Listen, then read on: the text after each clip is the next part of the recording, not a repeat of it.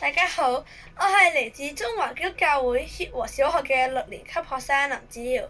今日我想同大家分享我對國家安全嘅認識同埋了解。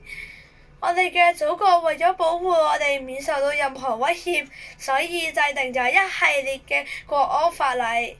當有任何人或者團體想破壞或者傷害我哋嘅國家時，呢個法例就可以用嚟懲處破壞國家安定嘅人。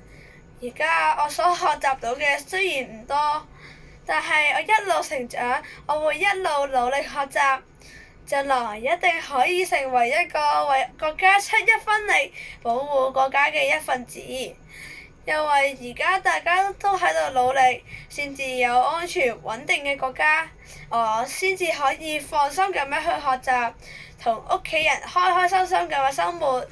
所以我長大咗之後，一定要接力為下一代創造一個美好、安定、繁榮嘅國家，等大家可以安居樂業。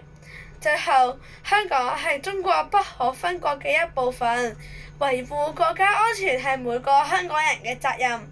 多謝大家聆聽我嘅分享。